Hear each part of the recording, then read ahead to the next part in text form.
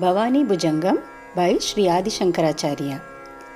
षडाधारपङ्केरुहान्तर्विराजत् सुषुम्नान्तरालेति तेजोलसन्ती सुधामण्डलं द्रावयन्तीं पिबन्तीं सुधामूर्तिमीडे चिदानन्दरूपा ज्वलत्कोटिबालार्कभासारुणाङ्गीं सुलावण्यशृङ्गारशोभाभिरामां महापद्मकिञ्चल्कमध्ये विराजत् त्रिकोणे निषण्णां भजे श्रीभवानी क्वणत्किङ्किणीनूपुरोद्भासिरत्न प्रभालीटलाक्षार्द्रपादाब्जयुग्मम् अजेशाच्युताद्यै सुरैः सेव्यमानम्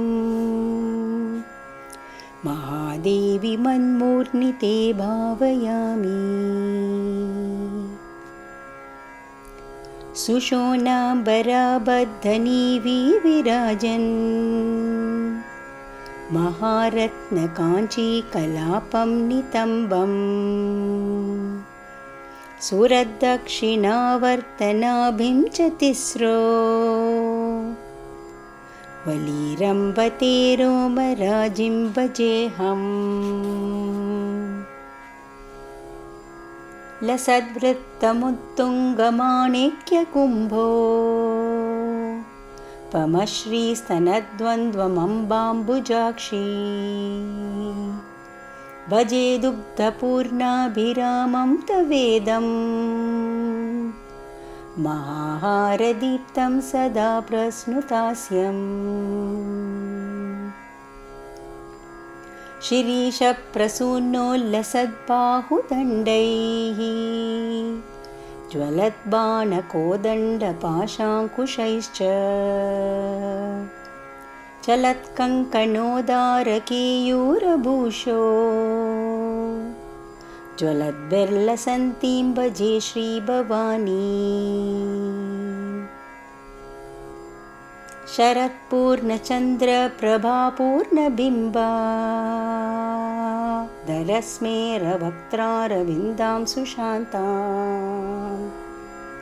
सुरत्नावलीहारताठङ्गशोभां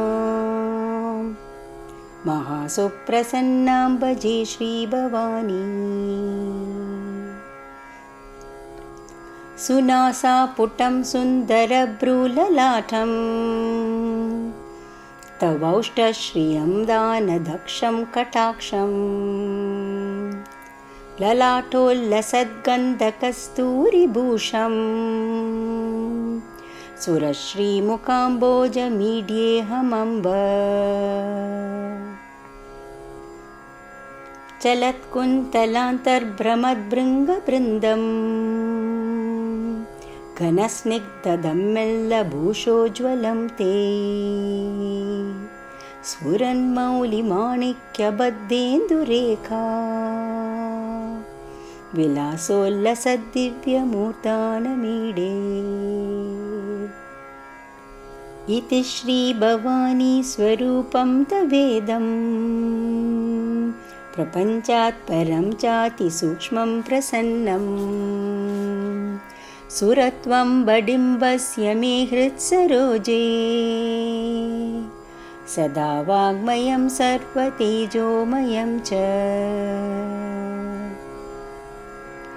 गणेशानिमाद्याखिलैः शक्तिवृन्दैः वृतां वै सुरचक्रराजोल्लसन्ती परां राजराजेश्वरित्रैपुरीत्वां शिवाङ्कोपरिस्तां शिवां भावयामि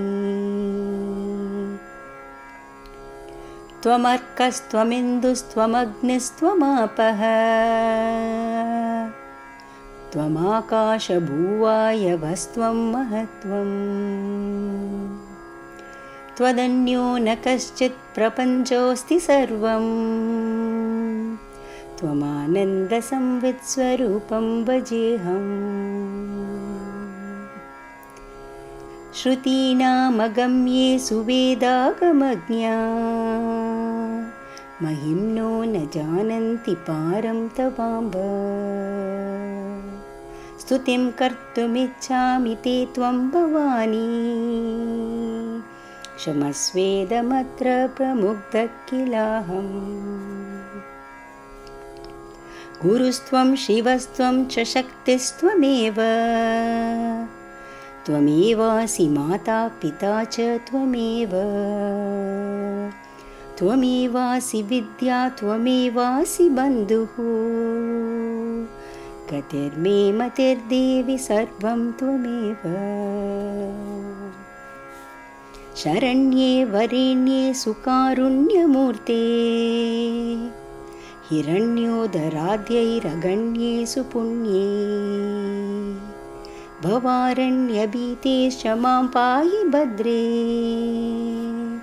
नमस्ते नमस्ते नमस्ते भवानी। इति मां महर्षि भवानी भुजङ्ग स्तुतिं यः पठेत् भक्तियुक्तश्च तस्मै स्वकीयं पदं शाश्वतं वेदसारम् श्रियं चाष्टसिद्धिं भवानी ददाति। भवानी भवानी भवानी त्रिवार मुदारं मुदा सर्वदा ये जपन्ति। न शोको न मोहो न पापं न भीतिः कदाचित् कथंचित् कुतश्चित् जनानां। कदाचित् कथंचित् कुतश्चित् जनानां। कदाचित् कथंचित् कुतश्चित् जनानां।